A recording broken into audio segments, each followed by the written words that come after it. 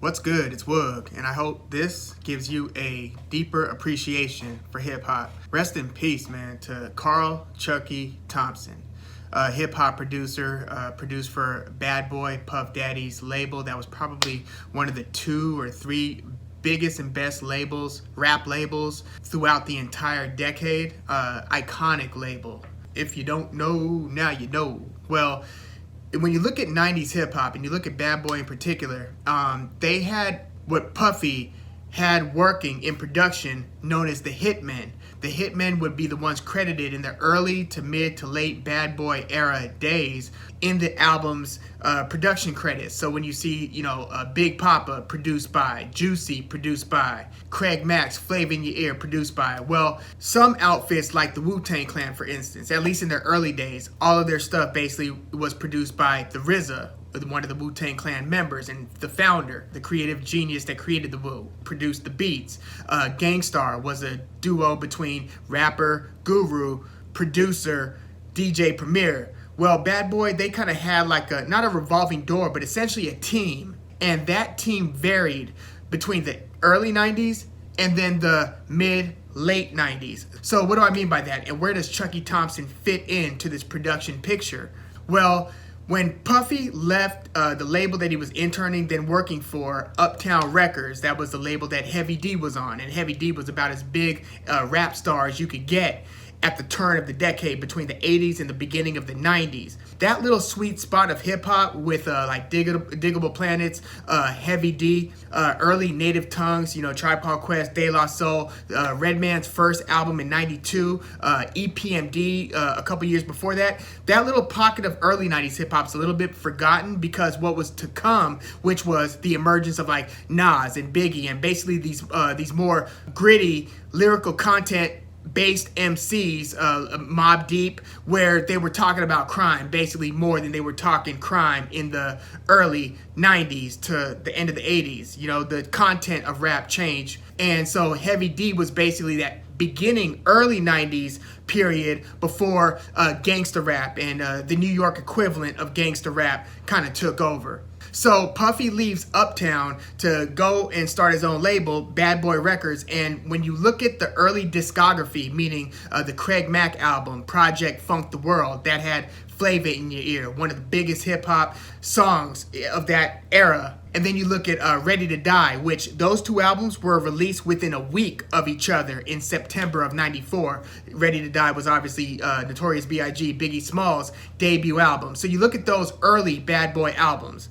And Puffy's production team, the Hitmen, at that time, Easy Mo B produced a lot of those beats on Ready to Die. I mean, hell, 1 year later, he was producing a lot of the beats on Tupac's Me Against the World album. Look at Easy Mo B's production credits on those 2 albums. Super underrated producer.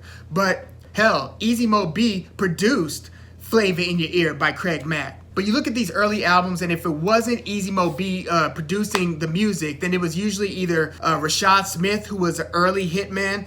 He produced Dreams, of an R&B chick. That was like one of the bonus tracks to Ready to Die back in the day. But Poke was one of the producers. He produced a track on Ready to Die. He would later team up with Tone, and they would be the track masters who kind of embodied what was known as the Jiggy era. That was towards the end of the 90s. Totally different sound when you compare it with 94, 95, 93. In those early days, whether you're talking Bad Boy or the Wu-Tang or that Nas Illmatic album, which Illmatic's production even sounds different than the album 2 years later, it was Ritten's production. But when you look at 93 to 94, even some 95, it was a grittier production sound. It was a darker, it was just kind of drum bass with maybe a jazz loop or some sort of like a sample loop, very boom bap. That's the term that kind of embodies that, right? Where the drum has a certain cadence, a certain tempo, which lends itself to Nas Illmatic era style verses. So this is before Fabulous. This is before Cameron.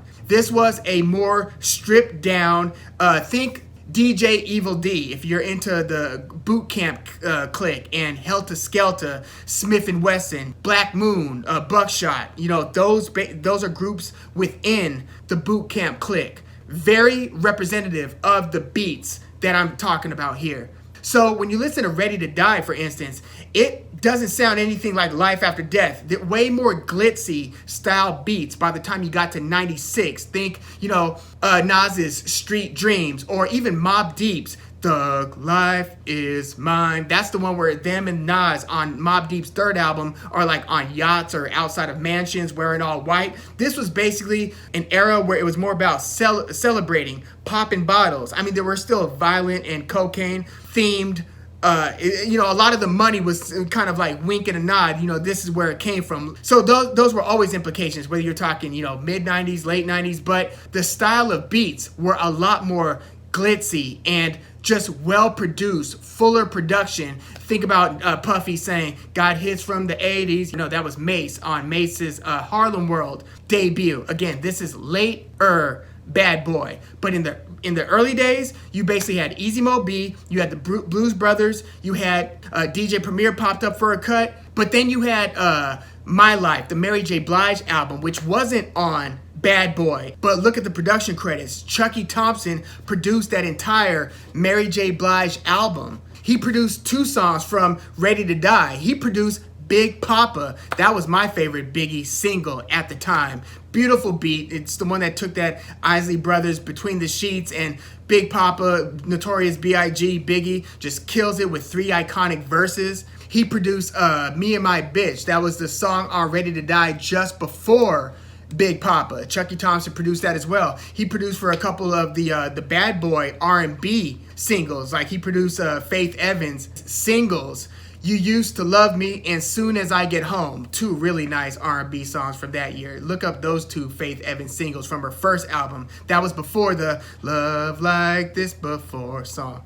So Chucky Thompson had kind of both, the grittier side to his beat style and the one that would transition well into R&B, like in these cases that I just mentioned. In fact, if you think about the Big Poppa beat, that was way more fleshed out and R&B leaning than like Gimme the Loot or some of the other songs that Easy Mo B, who had a much grittier style, was producing. So Chucky Thompson kind of represented almost what the transition of Bad Boy's production style was going to become as they went into 96 and then into the Life After Death follow-up album for Biggie Smalls. One of the greatest hip-hop albums of all time. Well, both of Biggie's were in the top tier of all-time hip-hop albums. But Chucky Thompson did play a crucial role in that early Hitmen era. By the time they got to like 96, 97, 98, he would have credits pop up here and there. Not as much involvement as in some of the earlier 94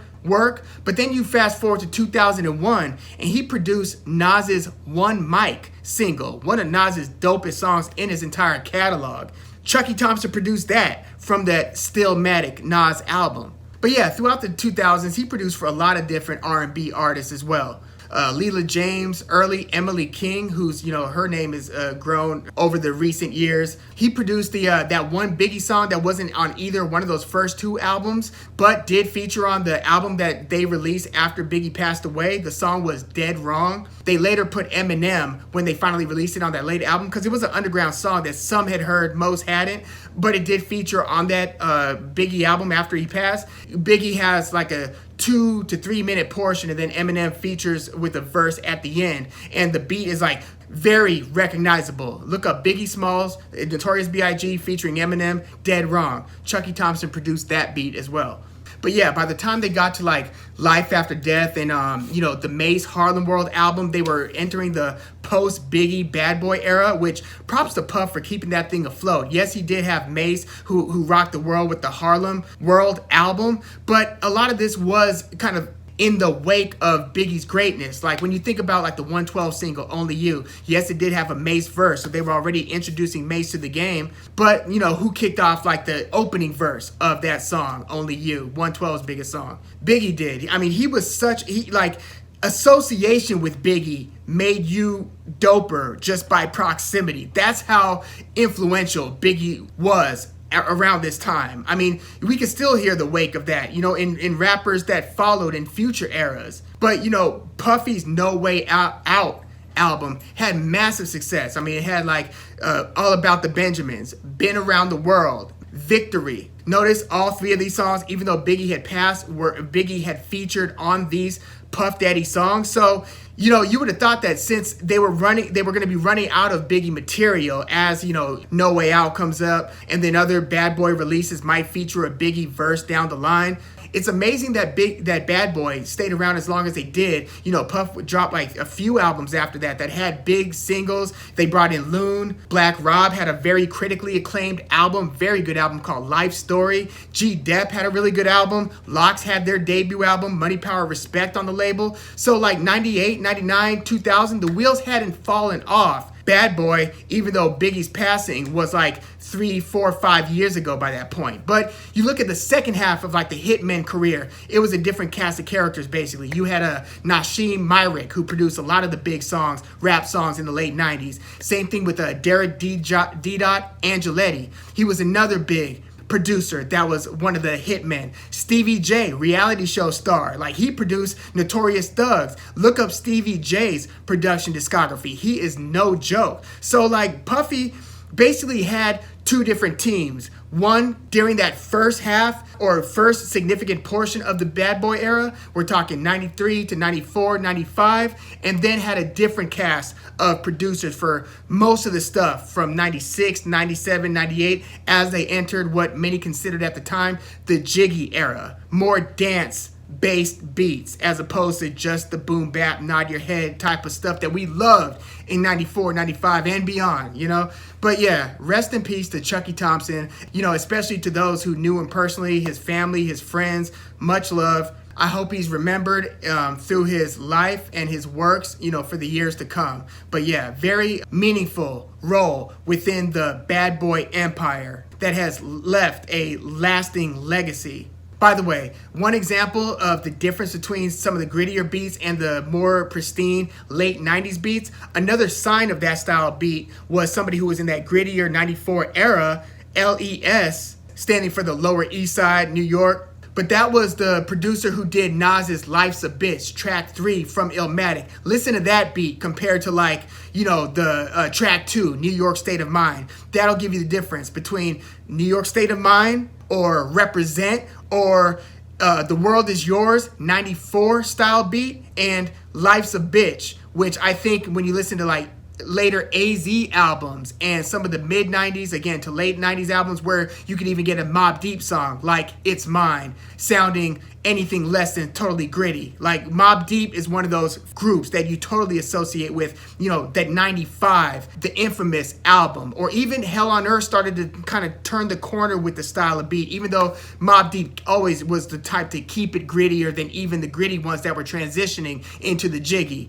Mobb Deep was more resistant of that change, even though you do see examples. But even in Prodigy's HNIC album, which beat, it was The Alchemist, Keep It Thorough, that was the first thing released from that album. So you had artists who would do both, but yeah, Nas's difference between The World Is Yours and Represent and New York State of Mind versus Life's a Bitch, Street Dreams, and obviously 1999's Hate Me Now, featuring Puff Daddy, who a lot of the hip hop purists at the turn of from the early to mid 90s to the late 90s, a lot of people kind of resented the Bad Boy sound because it was so take hits from the 80s, yeah, you know, just kind of like clap your hands and dance, when a lot of people just wanted that, like, you know, that thuggier Mobb Deep, you know, cold outside, you know, flames in the trash can barrels, black and white music videos type of vibe. But yeah, man, rest in peace, Chucky Thompson. Let me know if you have any thoughts about his career, some of his music, some of the music around that time. What are some of your favorite songs from Ready to Die? And what are some of your favorite songs produced by Chucky Thompson? Look up his discography. You might surprise yourself. Please leave your comments in the comments, like the video, subscribe to the channel, and again, I'm Woog. Hopefully this gives you a deeper appreciation for hip hop. Peace.